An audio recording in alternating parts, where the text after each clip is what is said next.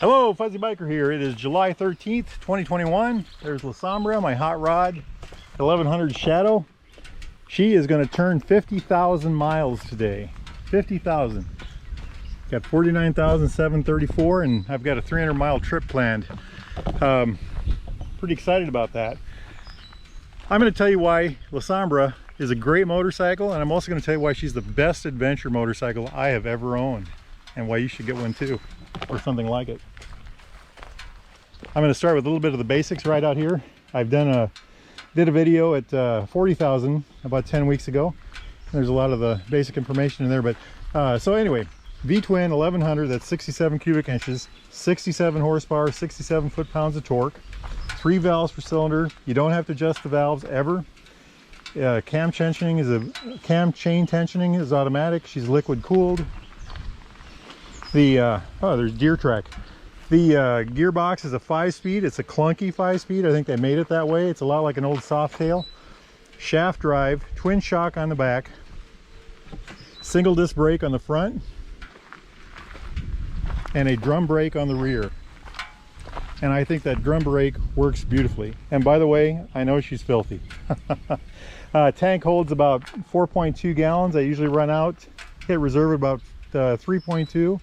She's very comfortable. She takes a passenger. I've had passengers from 1 to 200 pounds, and I've never had any. It's almost like they're not back there as far as power goes, and very little effect on handling. Some of the things I've done to her over the years, I've talked about this before. I've added these rat traps, which are just absolutely great. I love them, love them, love them. I put this bag on the back. Acts as a trunk, so I can carry all kinds of things. I've got a sweater in there, and I'll put my jacket in there when it gets a little warmer. And all kinds of goodies, tools that I never use that I should have on my Harley. I put this phone holder on here, which is a necessity now. Little bag there for something other. There is no storage under the seat. She came with a windscreen, and when I first got that, I'd never had a bike with a windscreen. I didn't think I'd care for it, but actually I love it. I put these mirror extenders on. I put first set on, then I put another set on. That brings the mirrors up to closer to my eyesight line, so I don't have to look as far to see into them. They're even though they're farther in, I still clear my shoulders. I don't have to worry about that. And a curve, I can look in my mirror and see what's behind me without any issues. Works very well. Oh, let's see, what else can I tell you about her?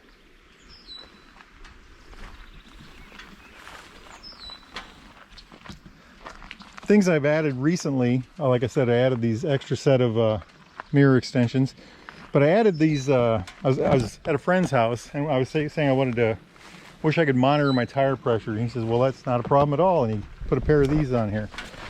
They hook Bluetooth to my phone. I get up every day when I go for a ride. I ride every day, and I simply turn my phone on.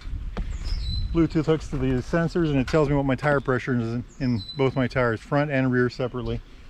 There's other information on there too. You have to change the batteries in them once a year, but no big deal. I rather like it. La Sombra. Up here I added this. It came with the wrist rest, which I think everybody should just go and get one. I never had one of those before. And this is a temporary thing until I get a motorcycle with cruise control. This does it for now. Someday next bike I want cruise control. Other items, not much. What have I had to do to her for repair? Had to put a new fuel pump in her. Fuel pump was bad, and that was 37,000 miles ago, so no issues there. Absolutely beautiful running bike. She just never complains, always goes good, rides decent enough. Oh, let's talk about suspension.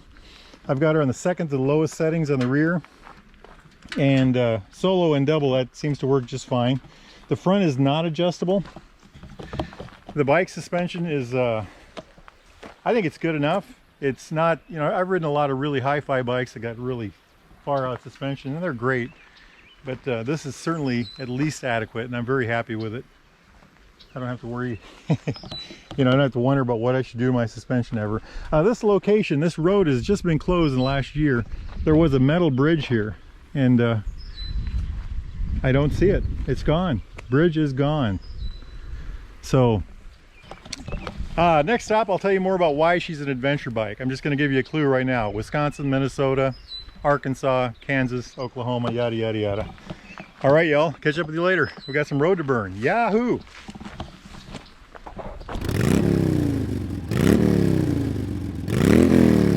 Well, we're quite a few miles down the road. It is, last time we talked was a little before lunch. Now it's probably 8 o'clock at night.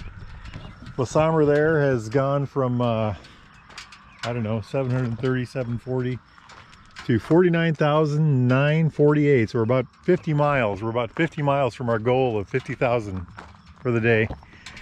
On the bike, I mean, not for the day, but on the bike. However, we're about 40 miles from home, so it might be a tomorrow thing. This is the Freedom Rock, the original Freedom Rock here in Iowa. This fellow paints this every year. He paints it differently, this particular one. And every county in Iowa has a Freedom Rock. And those, of course, don't get painted annually, but new themes. Anyway, La Sombra, my 1100 Shadow there. I said earlier that she was an adventure bike, and I'd like to tell you why.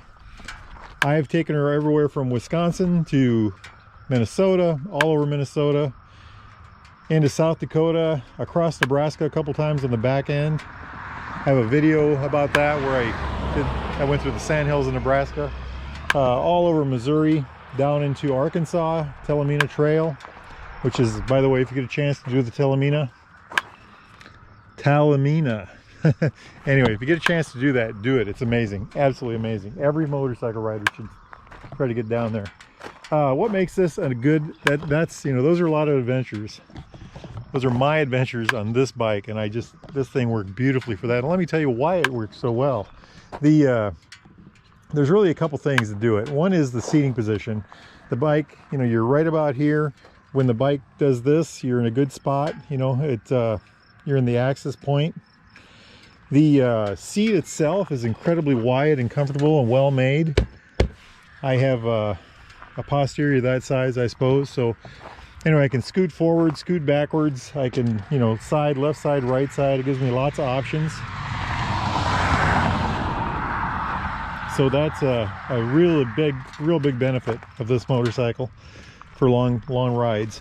The footing, the seating, the feet arrangements. I put these rat traps on, and they're called rat traps because they try to hold your shoe. At least that's why I call them rat traps. But they give me lots of options, for down the highway.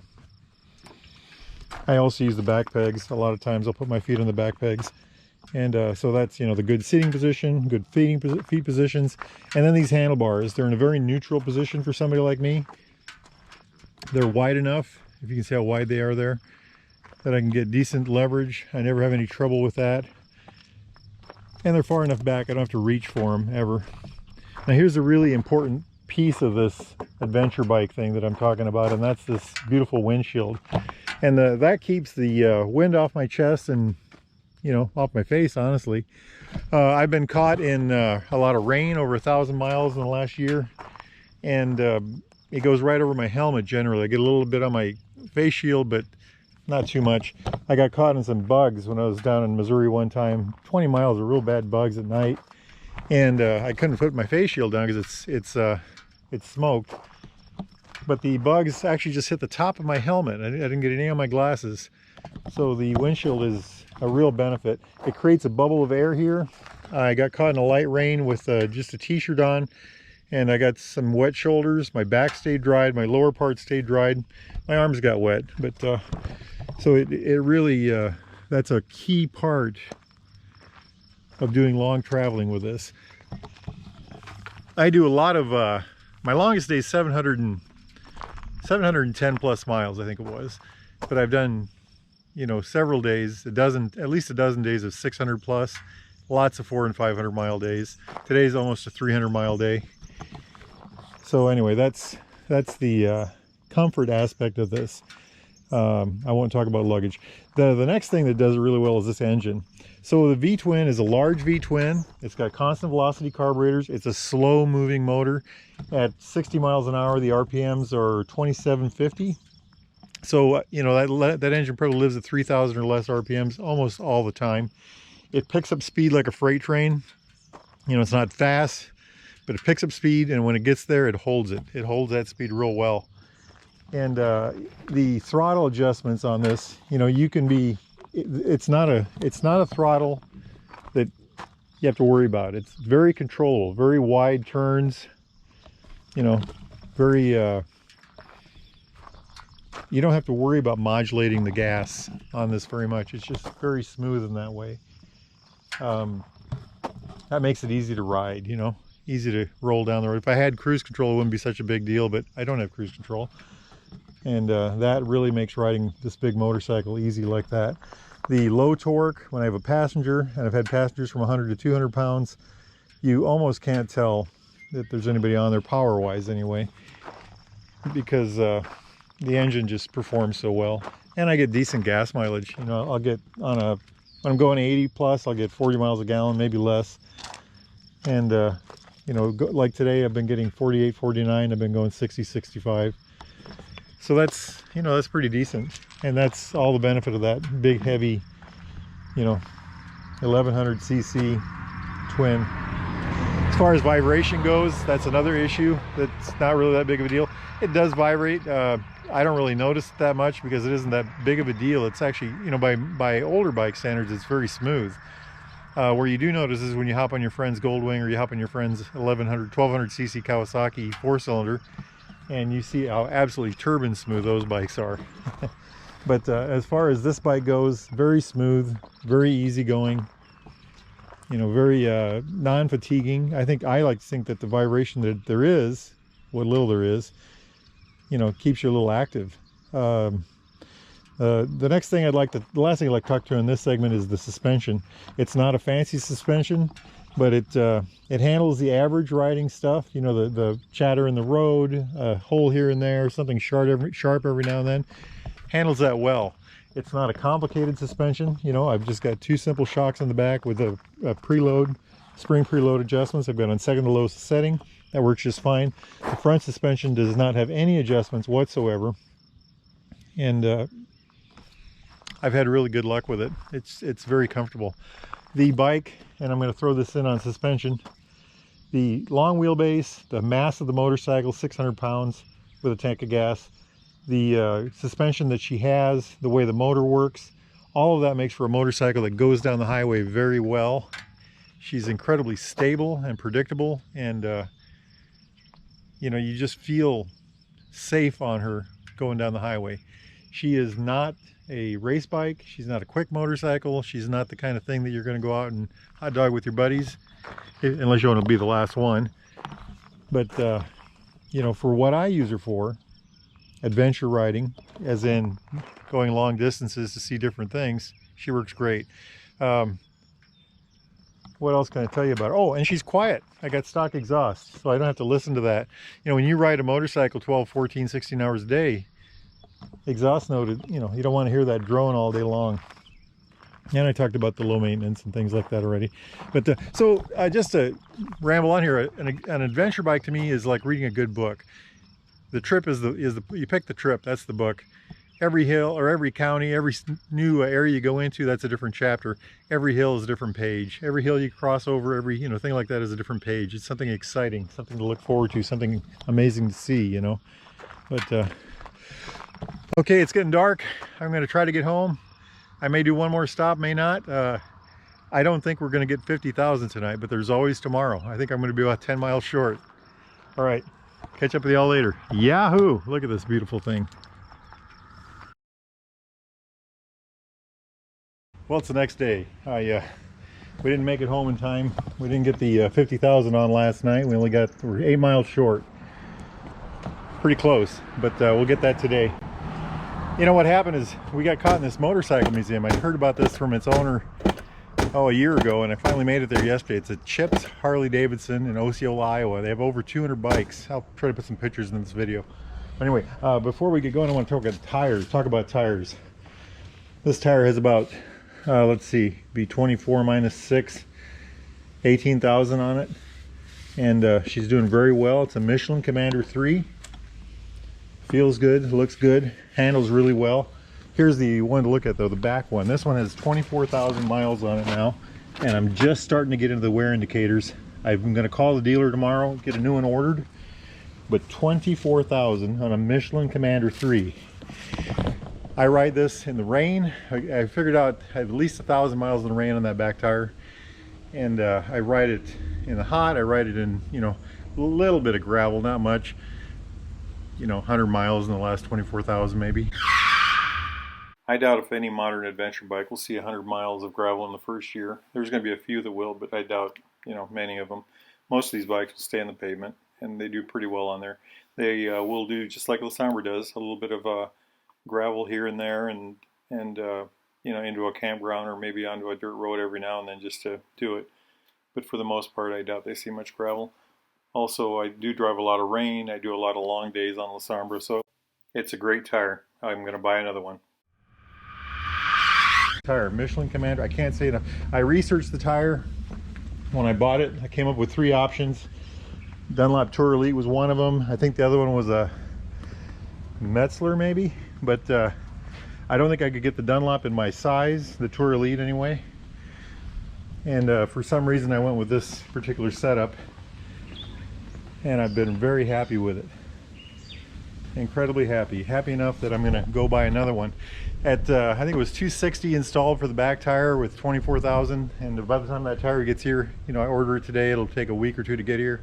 I'll probably have another couple thousand miles on this tire, so by then it will definitely be shot. It's it doesn't feel dangerous at all. It doesn't look dangerous. It's not on the wear indicators yet, although it's close. But anyway, hey, we're gonna go get the mileage that we need to get 50,000, and then I'll do a little summary about this hot rod. So see y'all soon. Yahoo! 49,999.9!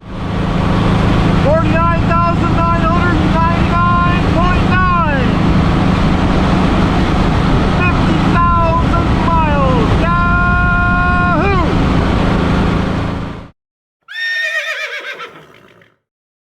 Well, we did it. We crossed the 50,000 mile mark. Da-da-da-da! 50,004 miles. I'm out here at one of my favorite motorcycle areas. Beautiful view. Look at that view. Iowa is beautiful. Looks like rain over yonder. Maybe I'll get stuck in that later.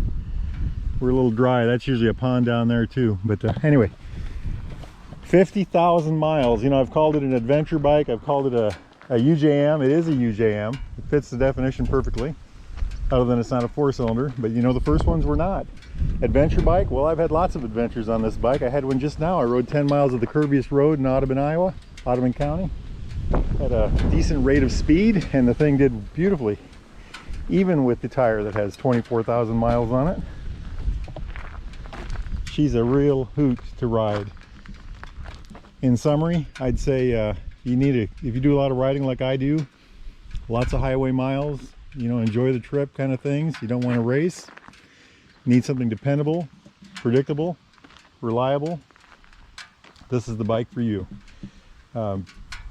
Shortcomings on this bike, we might as well mention some of them. The front brake. I've got a rebuild kit for the master cylinder. I've got a rebuild kit for the caliper. I think I'm going to go ahead and buy a new rotor. 50,000 miles. I think I can afford to change it. The back brake is excellent. I told you about the handling, about the cushion of comfort that you ride in because of this wonderful fairing. I just love this motorcycle. Oh, is it windy out? Anyway, I just love this bike. I'm going to give her an oil change the next day or 2. I'm going to order a new back tire today, probably when I go inside. But life is good. Life is good. Y'all have any questions about this hot rod? Let me know. Give me write something. If you have something like this, post about it. I want to hear about it. Honda Shadow Spirit 2006. Wahoo!